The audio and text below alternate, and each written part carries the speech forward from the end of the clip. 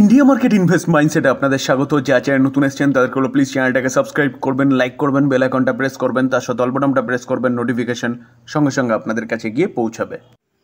Jio financial service, তো Jio financial service যেটা রিলায়েন্সের subsidiary, দেখলে দেখা যাবে আজকের দিনে কিন্তু এই মার্কেটেও 1%-এর ওপর একটা ভালো মুভমেন্ট দেখিয়েছে।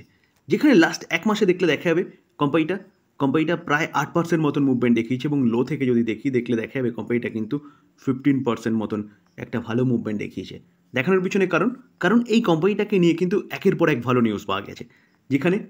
যেখানে কোম্পানিটার যে বিজনেসগুলো এতদিন পর্যন্ত প্রপোজাল স্তরে ছিল, সেগুলো আস্তে আস্তে কিন্তু অ্যাপ্রুভাল পেয়ে গেছে এবং বিজনেস নিয়ে কাজ শুরুও করে দিয়েছে কোম্পানিটা। যেমন মিউচুয়াল ফান্ডের বিজনেস প্রপোজাল স্তরে ছিল, সেবির থেকে পারমিশন পেয়ে গেছে জুন মাসে, কাজ শুরু করে দিয়েছে। ব্রোকিং হাউসের বিজনেস প্রপোজাল স্তরে ছিল, সেবির থেকে পারমিশন পেয়ে গেছে, ব্ল্যাক রকের সাথে কোলাবোরেশনে বিজনেস শুরু হতে চলেছে।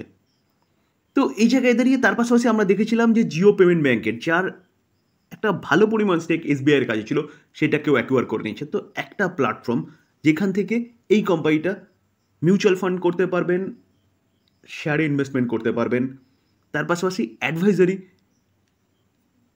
রেজিস্ট্রেশন পেয়ে গেছে সেবির কাছ থেকে, যেখানে ব্ল্যাক রক এবং জিও ফাইন্যান্সিয়াল সার্ভিস অ্যাডভাইস করতে পারবে শেয়ার মার্কেট রিলেটেড।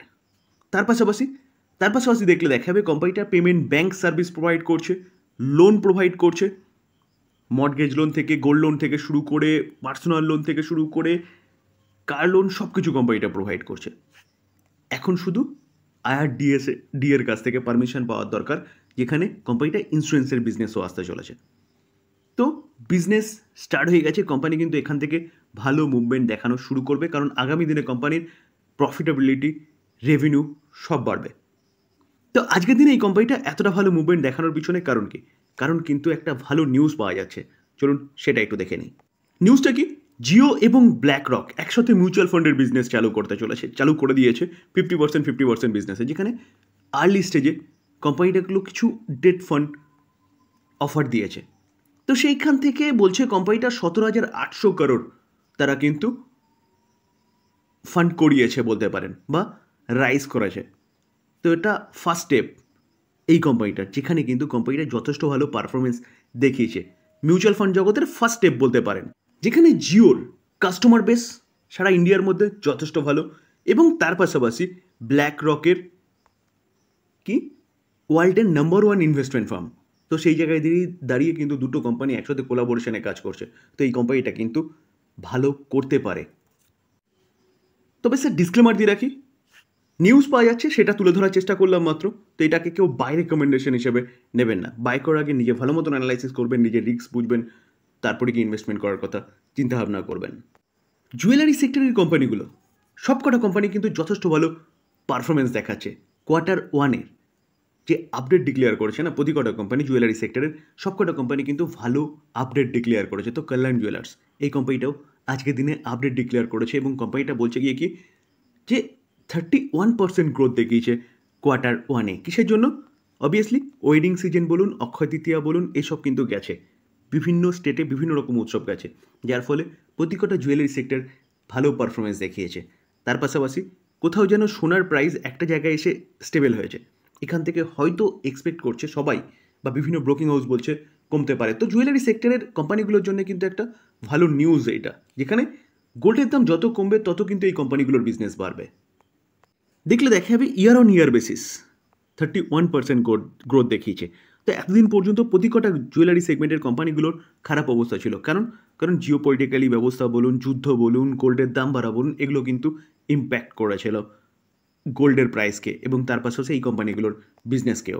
তার পাশাপাশি স্যার সেনকো গোল্ড জুয়েলারি সেক্টরের আরেকটা কোম্পানি, যে কোম্পানিটা স্মল ক্যাপ ক্যাটাগরির কোম্পানি, অনলি ফর 6,000 করোড়, প্রায় 6,000 করোড় হচ্ছে মার্কেট ক্যাপ। তো কোম্পানিটাকে দেখলে দেখাবে, দেখুন আজকের দিনেও কোম্পানিটা 4% মতন একটা ভালো মুভমেন্ট দেখিয়েছে।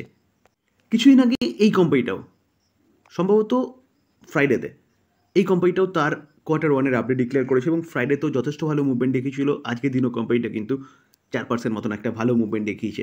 তো আর্লি মর্নিংয়ে কোম্পানিটা কিন্তু 5% আপার সার্কিট মেরেছিল। তো মারার পরে মার্কেটের প্রফিট বুকিংয়ের জন্য এই কোম্পানিটাও কিছুটা নিচে এসেছে, অবশেষে 4% মতন একটা ভালো মুভমেন্ট প্রেজেন্ট করেছে। এনএসডিএল একটা ডিপোজিটারি, যেখানে আমাদের ভারতবর্ষে অনলি ফর দুটো ডিপোজিটারি রয়েছে, একটা সিডিএসএল, একটা এনএসডিএল। যদিও বা সিডিএসএল এর মার্কেট ক্যাপ অনেকটা ক্যাপচার করে রেখেছে সিডিএসএল টোটাল ডিপোজিটারি সেগমেন্টে, যেখানে অ্যাপ্রক্সিমেট 60 থেকে 65% মার্কেট শেয়ার কিন্তু রয়েছে রয়েছে হচ্ছে সিডিএসএল এর। তো এনএসডিএল এর কিন্তু মোটামুটি অনেকটাই মার্কেট ক্যাপ রয়েছে। তো এই জায়গায় দাঁড়িয়ে এই এনএসডিএল আইপিও আনতে চলেছে, যেটা আমরা সবাই কম বেশি জানি, এবং যতটুকু যা শোনা যাচ্ছে এই মাসের শেষের দিকে হয়তো কি নেক্সট মাসের প্রথম উইকের দিকেই কিন্তু আইপিওটা আসতে চলেছে। তো আইপিও রিলেটেড কিছু আপডেট পাওয়া যাচ্ছে, তো চলুন সেটাকে একটু দেখে নিই। দেখুন স্যার, এই আর্টিকেল দেখলে দেখা যাবে ন্যাশনাল সিকিউরিটি ডিপোজিটারি অর্থাৎ লিমিটেড অর্থাৎ NSDL will open IPO next few weeks. তারা আইপিওর মাধ্যমে অ্যাপ্রক্সিমেট শোনা যাচ্ছে 5 করোড় শেয়ার তারা কিন্তু সেল করতে চলেছে। তো লিস্টিং বলা হচ্ছে গিয়ে কি লাইকলি ইন জুলাই কি আগস্টের ফার্স্ট উইক। তার পাশাপাশি ভ্যালুয়েশন কত বলা হচ্ছে, মানে কতটা আইপিও তারা আনছে, কত টাকার আইপিও আনছে, 400 মিলিয়ন বা 3421.6 করোড় টাকার কিন্তু আইপিও আনতে চলেছে তারা। তো স্যার, যারা আইপিও নিয়ে চিন্তা ভাবনা করেন বা আইপিওতে বিড করেন, তাদের জন্য কিন্তু একটা ভালো সুযোগ আসতে চলেছে, তৈরি থাকুন। যেখানে বিজনেস কোম্পানির ফিউচার ওরিয়েন্টেড বিজনেস এবং শেয়ার মার্কেট রিলেটেড বিজনেস, তো long term sustainable business. Sir, tariff নিয়ে যে দ্বন্দ্ব, সেই দ্বন্দ্ব শেষ হতেও হচ্ছে না। যেখানে কিছুদিন আগে আমরা দেখেছিলাম এবং এই নিউজটা আমিও কভার করেছিলাম, যে ডোনাল্ড ট্রাম্প থ্রেট করেছিল ব্রিক্স দেশের ওপরে, যে ব্রিক্স দেশগুলো যদি ইউএসের বিরোধিতা করে যদি কিছু করে, তাহলে কিন্তু ব্যাপক পরিমাণে ট্যারিফ তারা সেই সব দেশগুলোর ওপর আরোপ করতে পারে। এটা কে বলেছিল? এটা বলেছিল ডোনাল্ড ট্রাম্প। এবং তার পাশাপাশি আমরা এটাও দেখেছিলাম যে 500% ট্যারিফ লাগাতে চলেছে কোন কোন দেশের ওপরে? যেসব দেশগুলো রাশিয়াকে সহযোগিতা করছে, মিন্স রাশিয়ার তেল পারচেস করছে। তো সেই হিসাবে ভারত এবং চায়না তো বলতে পারেন যে একদম প্রথম লিস্টে রয়েছে, কারণ ভারত এবং চায়না রাশিয়া থেকে অয়েল পারচেস করে। কারণ স্বাভাবিকভাবেই ডিসকাউন্টেড অয়েল দিচ্ছে, তো ভারত আগে নিজের স্বার্থ দেখবে, তো ভারত তার জন্য ডিসকাউন্টেড অয়েল পারচেস করছে। তো এই জায়গায় দাঁড়িয়ে ডোনাল্ড ট্রাম্পের মাথা ব্যথা হয়ে দাঁড়িয়েছে, কারণ ইউক্রেন রাশিয়া যুদ্ধ থামাতে পারছে না, কারণ তারা বলছে কি ফান্ডিং করছে যুদ্ধকে, কে? ভারত এবং চায়না। তার জন্য ভারত এবং চায়না বা যেসব দেশগুলো রাশিয়ার অয়েল পারচেস করছে এবং রাশিয়াকে হেল্প করছে, সেসব দেশগুলোর ওপর তারা কী করতে চলেছে? ট্যারিফ আরোপ করতে চলেছে। তো এরকমভাবে থ্রেট কিন্তু তিনি দিয়েছিলেন। তো সেই জায়গায় দাঁড়িয়ে সেই থ্রেডের রেসপন্ড করেছে কে? চায়না কি বলছে? যে China respond to Trump's additional tariff threat for BRICS member. China কি জানিয়েছে? চায়না মন্ডেতে আজকের দিনেই জানিয়েছে ব্রিক্স দেশগুলো কিন্তু ভীত নয় বা সিকিং নয়। তারা